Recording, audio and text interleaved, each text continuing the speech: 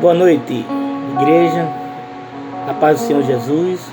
Sou pastor José Henrique Marins, da Igreja Episcopal Carismática.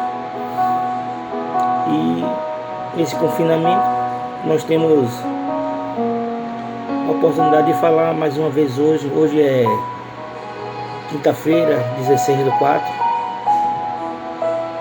mais ou menos 18 horas da noite. E eu venho compartilhar um pouco a palavra de Deus com os irmãos. Começo lembrando que hoje de manhã cedo acordei cedo e saí de casa para levar duas tias minhas por parte de mãe. Minha mãe partiu, para levar elas ali no shopping Itacaruna, onde está dando vacina contra a gripe para idoso. Passei na casa da primeira tia, tem 77 anos, tudo bem, ela é muito alegre, me deu um beijo, brincou comigo. E cheguei depois na casa da segunda, que tem 71 anos, mora só, mora só, não casou, não tem filho. E notei que ela estava muito preocupada, muito estressada, muito agoniada. Eu disse: tia, o que a senhora tem? Ô meu filho, que pergunta? Eu estou com medo de morrer. Eu sou uma pessoa só. Sou uma pessoa que preciso dos outros para fazer as coisas para mim. E eu não tenho ninguém. E com essa doença toda, com essas notícias de morte e mais, eu confinada dentro de casa com medo, não abro a porta para quase ninguém. E eu tenho que sair agora, colocar máscara, luva. Eu tô com medo. Eu disse: tia, aquele que te deu a vida, só Ele pode tirar. Ele é que te deu o dom da vida, e só Ele pode tirar. Ele disse: eu sei, mas a gente também não pode tentar Deus. É certo que a gente não pode tentar Deus, mas a gente também não pode se desequilibrar, exagerar nesse medo. O medo até uma certa altura é bom. O estresse do medo faz com que a gente tome conta, se resguarde, mas o medo exagerado adoece. É pior do que a própria doença. A gente viver com medo, e a gente tem que lembrar que a gente tem um Deus maior, que fala muitas vezes: não temas, eu estou contigo. Mas eu queria, falando em morte, eu lembrei daquela passagem da viúva de Naim, que perde o seu único filho e está só. E Jesus vai passando lá na cidade, e ela está indo enterrar o filho. Diz assim: logo depois, Jesus foi a uma cidade chamada Naim, e com ele iam os seus discípulos e uma grande multidão. Ao se aproximar da porta da cidade, estava saindo o enterro do filho único de uma viúva. E uma grande multidão da cidade estava com ela. Ao vê-la, Jesus se compadeceu dela e disse: não chore. Esse é um pai. Jesus se compadece com a dor de qualquer pessoa. Ele é sensível. Ele sentiu todas as dores do mundo. Só Ele tem essa empatia de se compadecer com a dor do outro. E Ele fala pra gente: não chore. Prosseguindo o texto, diz assim: deixou, aproximou-se e tocou no caixão. E os que eu carregava pararam. Jesus disse: jovem, eu lhe digo, levante-se. O jovem sentou-se e começou a conversar. E Jesus o entregou à sua mãe. todos ficaram cheios de temor e louvaram a Deus. Um grande profeta se levantou entre nós, diziam eles. Deus interveio em favor do seu povo. Essa notícia sobre Jesus espalhou-se por toda a Judéia e as regiões circunvizinhas. Como eu já disse, está lá em Lucas 7, do 11 ao 17. Duas grandes multidões se encontraram com Jesus. As que estavam com Jesus e as que iam saindo para o enterro.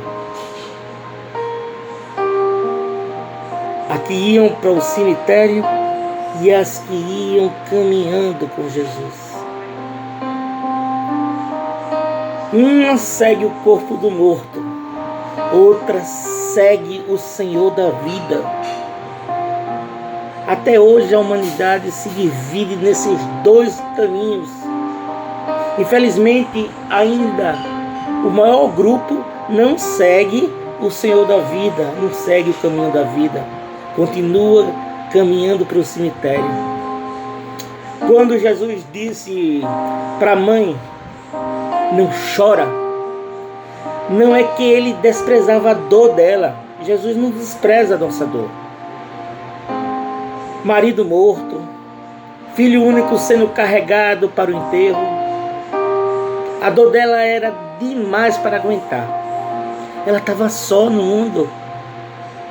E como a viúva era desprezada naquela época, ela ia passar a pedir esmolas e depender de esmola do povo para ajudar as viúvas.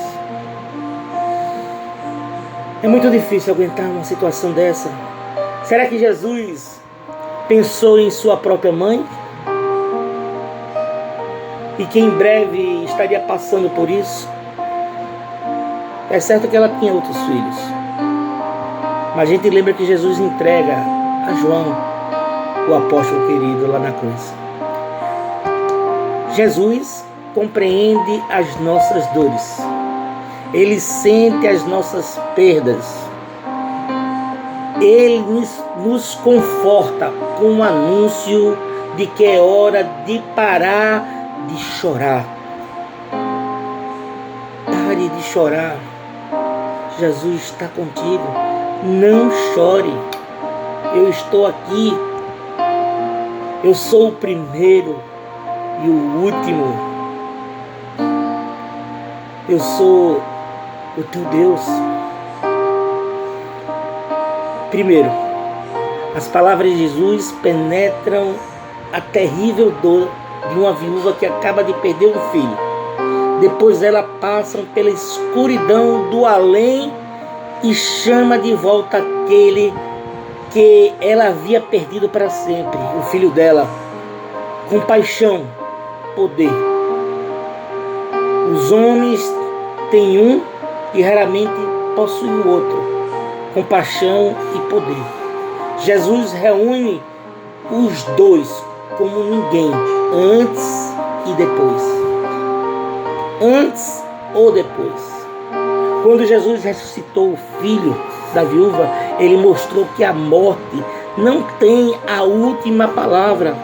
Eu disse Deus, no começo eu disse Deus é o Senhor da vida e só Ele pode tirar a vida. A última palavra vem de Deus. A palavra mais poderosa que existe é a palavra temperada com compaixão. Max Lucado observou, o escritor Max Lucado observou que Jesus não ressuscitou os mortos por causa dos mortos. Ele ressuscitou os mortos. Jesus ressuscitou os mortos por causa dos vivos. Você vive.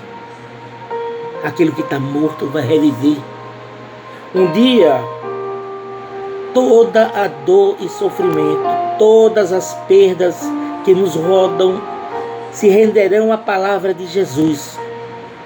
Quando Jesus fala, até a morte recua.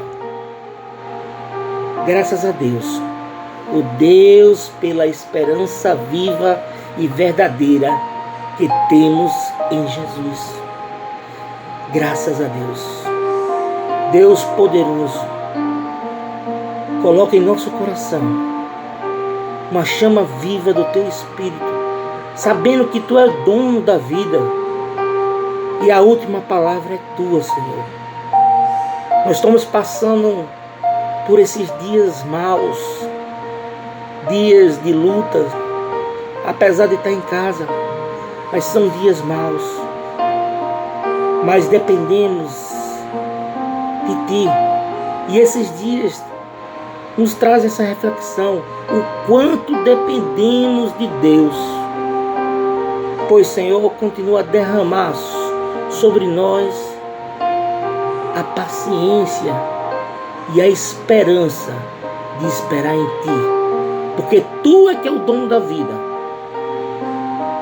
E aquele que está em Ti, está contigo, tem esperança. Tem esperança não só nessa vida aqui, a esperança na vida eterna. Deus abençoe a tua vida. Vá na paz do Senhor.